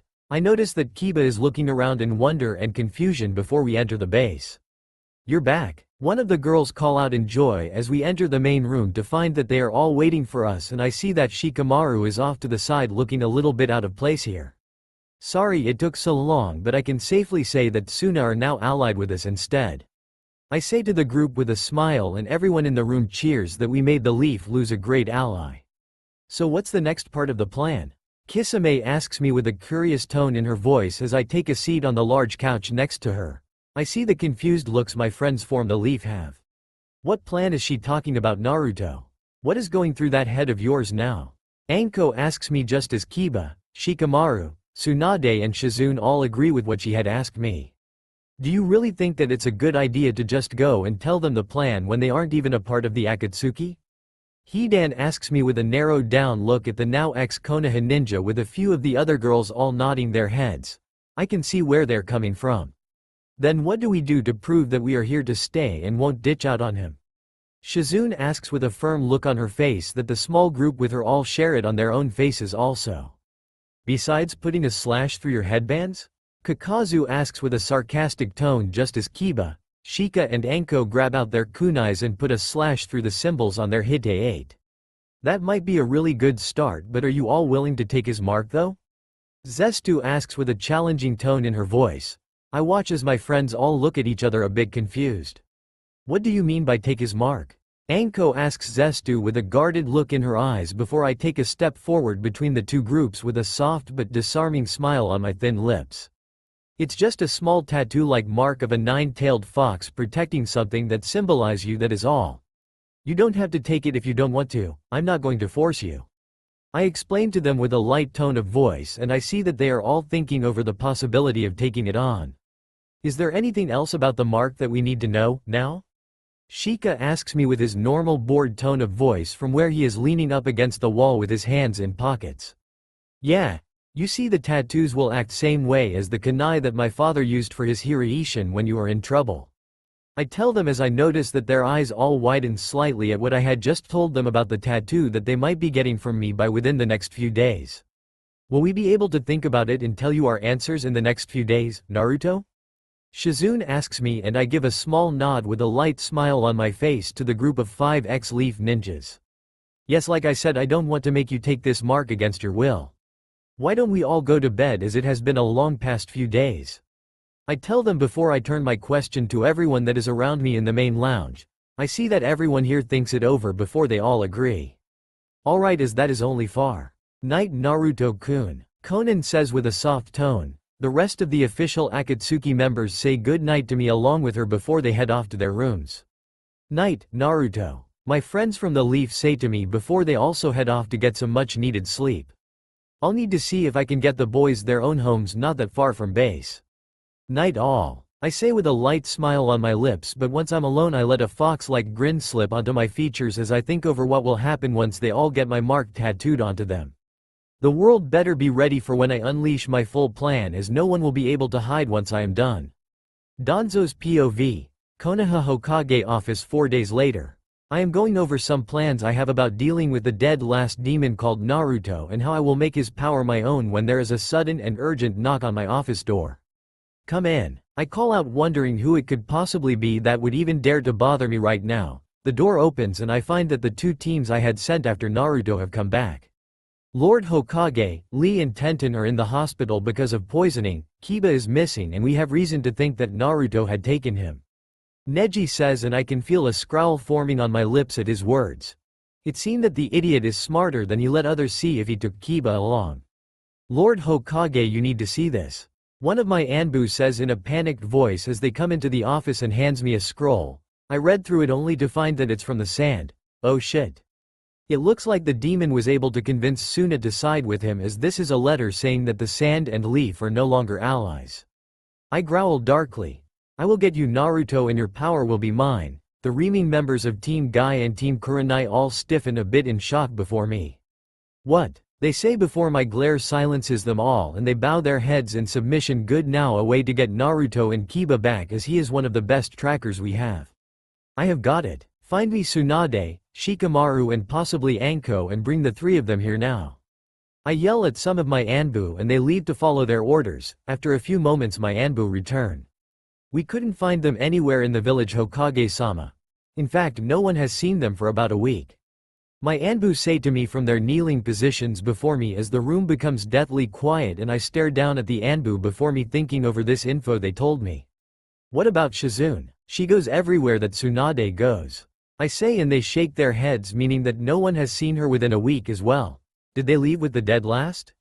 Lord Hokage? What is it? Hinata asks with a slightly worried look on her face. I lean back in my seat and let out a deep breath while I come up with a plan to get everything that I deserve. I am putting Shikamaru, Anko, Tsunade and Shizune all into the bingo books as traitors, and that they are to be brought back alive to face punishment for helping Naruto. Am I understood? I say as I get out the bingo book and started putting the in-group of 5 into the pages of the book. Yes, Hokage. I hear from the group of ninja either standing or kneeling before me. Before I wave them off and they leave me alone in my office, I get up from my seat to look out my window. It's your move, Naruto. You better choose wisely, but it doesn't matter as I will win this little game of ours with the prize being your power and everything you hold dear belong to me. I mutter rather darkly to myself as I let a dangerous grin slip onto my lips at the mere thought of it all. I can imagine rather vividly what his face will look like at the sight of me gaining all of his power before I give Itachi her punishment for everything that she has done in this life to me and my clan. Tsunade's POV. We are all sitting in the main lounge of the base just relaxing after Anko, Shizune and I all got our tattoos and the boys got a similar one, but it is slightly different than ours, but not by much. How does it feel to be 17 once again? Itachi asks us with a smirk on her lips. A side effect of getting the tattoo was that the three of us all de-aged back to our late teens. That was only if we had wanted ourselves to be re-energized, aka we become younger than we were before. It's gonna be harder to find us, that is for sure. Anko says, smiling. The reason is because Naruto's chakra had merged with the 9 tails, so when we got the tattoo from him we got younger. How do you even know if they're going to be looking for us? Shizune asks, confused as she holds Taunton in her arms. Shikamaru rolls his eyes at her from his place against the wall once again. We've been gone for about a week, maybe longer, and they will connect the dots that we left with Naruto or a few days after he officially left the village. He says, and I have to agree with his logic on that, but just as Anko said, it will be a little harder for the Leaf to find any of us now as well. He's right, as I am pretty sure that they all think Kiba was taken so that they can't track any of us down. He might be in the clear of the village for now, but I don't know how long that will last. I say with a sigh, leaving my pale lips before I decide to get up from my seat with a full body stretch and start to make my way towards the long hallway that leads down to all of our bedrooms. Where are you going? Hidan asks me with a curious tone in her voice as she looks up at me from cleaning her side. I pause in my steps as I turn to give her my full attention with a smile. To see what Naruto-kun is doing. I say to her before I make my way down the long hallway, and once I reach Naruto's bedroom, I give a few light knocks on the slightly ajar door before me. Come in. I can hear Naruto say to me from within the room. I slowly enter to find him at his desk reading over a few different scrolls and the many maps of the whole shinobi world. You sure you can't do any of that later? I ask with a soft tone in my voice as I make my way over. He looks up from his work with a worn smile on his lips as he pushes away from the desk. How are you enjoying not only being young again, but the small fact that you are now a part of the Akatsuki? He asks me with a light, curious tone in his voice as I take a seat on his lap and his arms wrap around my waist lightly to hold me in place on his lap while I lean back against him. Will I get to enjoy my youth once again without making the same mistakes from the first time around, and for the fact that I'm now a part of the Akatsuki? As long I'm with you, it's fine. I tell him before I mutter the last part under my breath in the hope that he didn't hear the last bit. Well, I think you look good in the black and red, don't you agree? He asks with a fox-like grin as he moves one of his hands to lightly ghost over my breast, earning a light gasp from my lips. Nah, Naruto-kun, wah. I stutter out softly as I let my eyes flutter close, all the while I let myself relax some more against him. He continues to ghost his hands over my sensitive mounds. Shush, just relax. You don't need to say anything. Just let me take care of my princess. Naruto whispers huskily in my ear, sending shivers down my spine at him calling me his princess. Oh ah, I moan out softly as he showers my neck and shoulder with light, loving kisses, while at the same time as he lightly cups and starts to softly knead both of my fluorine monofluoride cup-sized breasts. Kakashi's POV. I slowly make my way to the lunch that I am meant to have with the other sensei, and I see that it has been about a week since Naruto had left and things haven't been quite the same here. Have you heard that the demon has turned Lady Tsunade against the village? I hear a couple of villagers say as I pass them. I act as if I am just reading my book as I listen in to them talking. I had heard that the 2 groups of ninja that had went after him to bring him back to face his justice, 2 of them were poisoned and the others are all badly injured. I continue on my way to lunch and I can hardly believe what is being said about Naruto among all of the villagers. Let's hope that the Hokage finds the demon and kills it for the crimes. I knew that Naruto had it rough with how the villagers had treated him because of his tenant, but not this rough. Maybe I should have been a better teacher to him instead of just sitting by and doing nothing. Kakashi, You finally made it. We were beginning to think that you weren't gonna show up. Guy says with a bright smile on his face as I take a seat at the table so that I can order my food. Have any of you heard what the villagers are saying about the events that happened within the last week? Asuma asks us as he takes out a new cigarette so that he can have a smoke. He really needs to quiet. With that I think over what he said along with what I heard on the way here. How can we not, Asuma? No one is hiding the fact that they have always hated him for something that was out of his control. Kurenai whispers rather lowly while leaning in along with the rest of us at the table so that the other customers don't happen to hear who we are talking about. Some of the things that's being said by the villagers and even some of the other ninja makes next to no sense to the few that truly knew the small group. I say with a sigh, gaining nods from the other 3 senseis at the table with me just as my food comes out and is placed before me. Shikamaru is a smart kid and he is a loyal friend. If he left it was because he wanted to and not because he was forced to leave. Asuma says with a sigh before he takes a drag from his cigarette. We all agree as it doesn't seem like Shikamaru would allow himself to be forced by anyone. How did Choji react once he found out that Shika had left without him? Kurenai asks with a soft expression in her tone and on her face while Asuma closes his eyes with a sigh escaping him. Choji was understandably shocked once he found out, but he understood why Shika had left. I'm sure that there are those here that support Naruto but we're just scared. Asuma trails off as a few council members pass us by talking amongst themselves, but I am sure they are listening. Like us? I ask once they are out of hearing range. The other 3 senseis all look down in shame and I do the same as I should have done better. Been a better teacher for all of Team 7. Yeah, we knew the truth and yet we stood by the 4th would be disappointed in all of us. Guy says in a low sigh and not in his normal flamboyant tone of voice that we all know oh so well.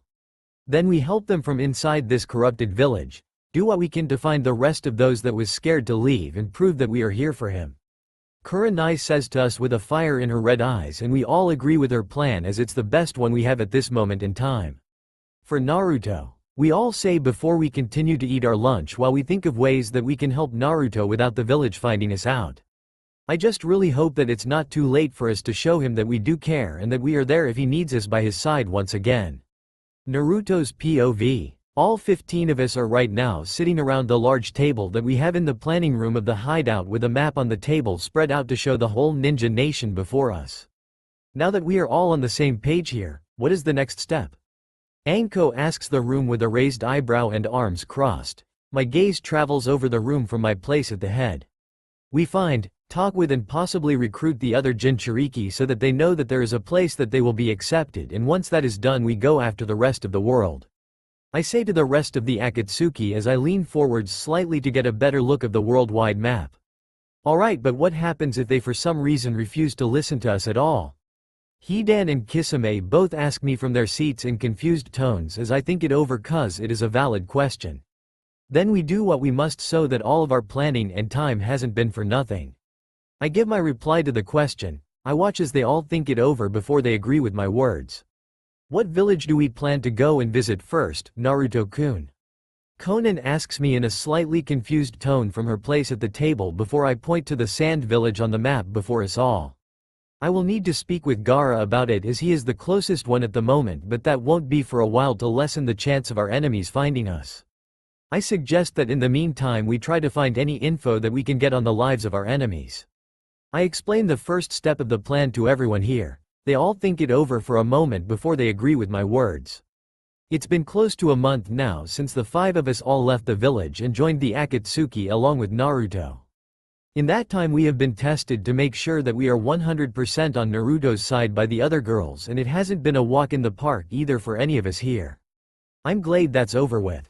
I mutter with a tired sigh, leaving me as I take a seat on the sofa in the lounge right in front of the TV. Just happy that we have finally passed all their tests for us. That what is over, Anko? Pain asks me from the kitchen.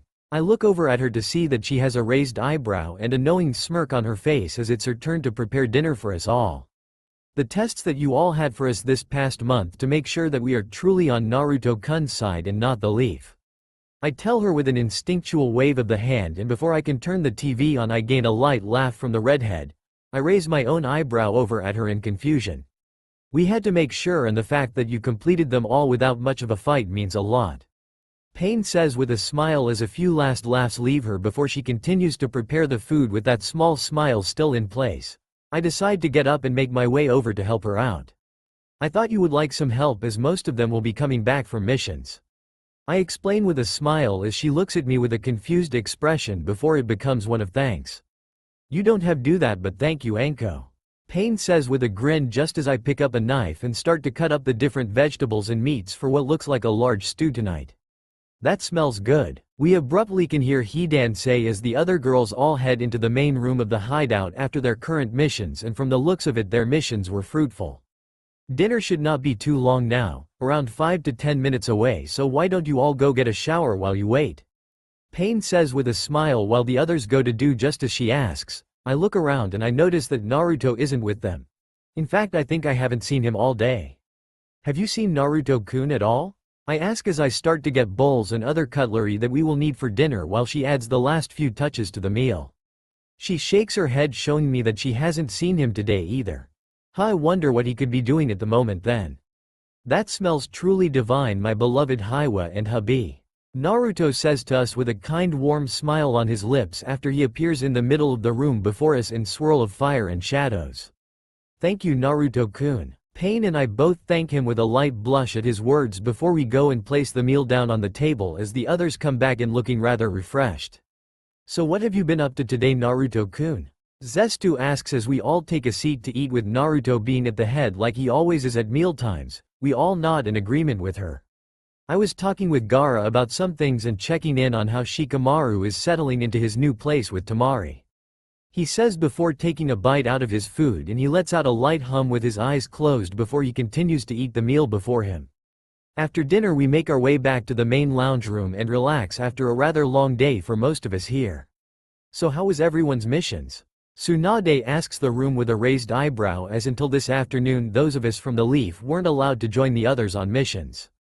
A chorus of them all being successful in what they were meant to do can be heard around the room. Excellent. Later on I would like to have the mission reports from each team in my room if that isn't too much trouble. Naruto smiles at us all as he relaxes even more into his seat with a sigh. Kurenai's POV. It's been about a month since Naruto and 3 of his friends have become Rouge Ninja. People aren't too sure about Kiba as he is one of the best trackers this village has. I currently am in my apartment along with the other 3 senseis as it's the only place we can talk rather freely. How are Tenten and Lee doing, Guy?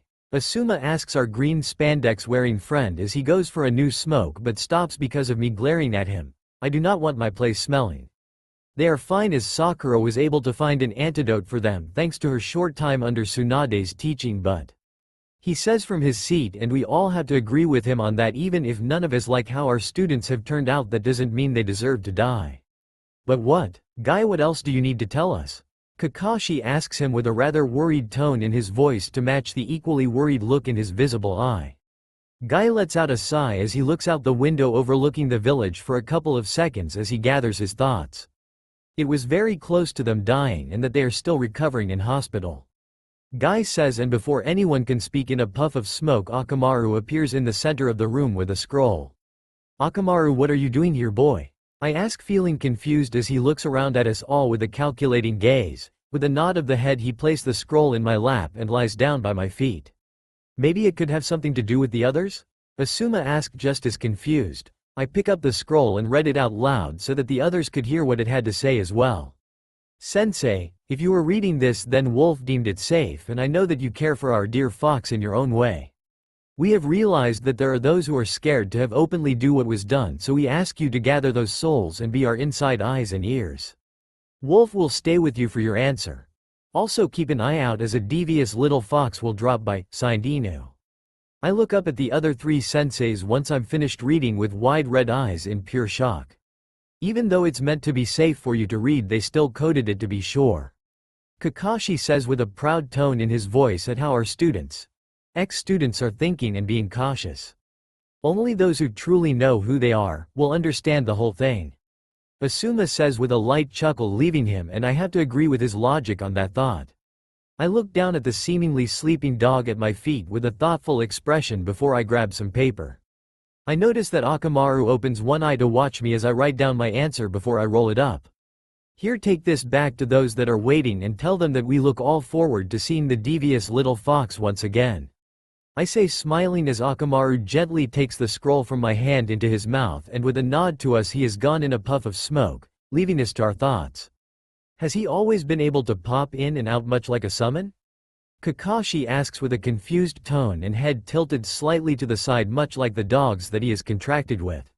No, as far as I knew, Akamaru was just a regular nin dog that was raised by Kiba. I say to him, just as confused on how the large white canine is able to do that, as it shouldn't be possible. We can just ask a certain fox once we seen them about it. Asuma says with a sigh from his place against the wall, and we nod in agreement, as now it's just a matter of waiting. A couple of days later, I enter my apartment after a long day of training with the last 2 members of my team. I make it to my bedroom only to notice a pair of slitted red eyes watching me from the shadows. I grip one of my canine knives as the figure makes its way into the light to reveal a golden fox. I was wondering when you would show up since we got the note. I say while looking down at the relatively normal-looking golden fox that is looking back with a wide grin. One of its ears twitch before there is a soft knock, as if the person people don't want others to hear. I make my way to the door knowing that only 3 people would knock after the long day I have had. Come on in, I think you will like what I have to show you. I say with a smile as I let Asuma, Guy and Kakashi inside before I close the door behind them and lock it as tight as I can. I turn around to find, instead of the golden fox, Naruto in his real form is sitting rather relaxed in a chair. I have to admit I am surprised by some of you, Naruto says in a silky purr-like tone as he watches us with a curious expression in his red eyes that look so much like the Kyuubi's own red eyes. Naruto, I know it won't mend the past, but I am sorry, I should have been a better teacher, please forgive me. Kakashi asks his ex-student. Naruto seems to think it over while his vague gaze seems to look into Kakashi's very soul. Naruto smiles his old childhood fox-like smile at us. Don't worry Kakashi-sensei, I believe you, he says as he stands with a full body stretch. Anyway, the reason why I am here is because of what was said in the letter that Inu sent you. He explains with a serious expression as he turns full body towards us. I take out the letter he means. What is it that you need from us besides being your eyes and ears?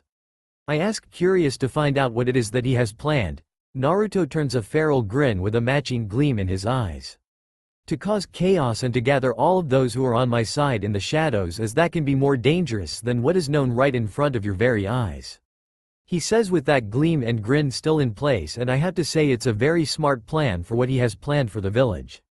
Alright, how is it that Akamaru was able to poof in and out of here much like a summon? Guy asks, curious to know. Naruto smiles, a much softer one like the ones from his childhood. That was all thanks to him and Inu sharing something of mine. Naruto tells us in a rather vague way, and we just have to accept that he doesn't quite trust us yet with the whole truth. How will we be able to contact you? Surely there will be a way for us to let you know of what we found. Asuma asks with a raised eyebrow, and Naruto just smirks back widely in return. I will send a messenger crow at random times to keep up to date and so that it's unpredictable for the village. Again, that would be the perfect way to get done what needs to be done without anyone being about to accurately plan for it. Oh, before I forget, keep an eye on Sasuke, as there isn't something quite right. Naruto brings up before he tails off in thought as he shifts into a golden fox once again before leaving out of the apartment through the slightly open bedroom window. That was a rather interesting talk, Kakashi says while looking out the window after Naruto. Naruto's POV. As I run along the edge of this rotten village, I can't help but think that part 1 is going along rather nicely. I pause in my tracks as my nose picks up something heading my way.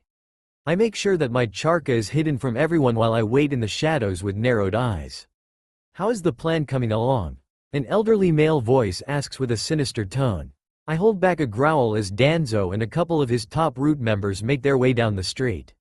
It seems to be going rather well, Danzo-sama. She doesn't seem to be released from our control anytime soon.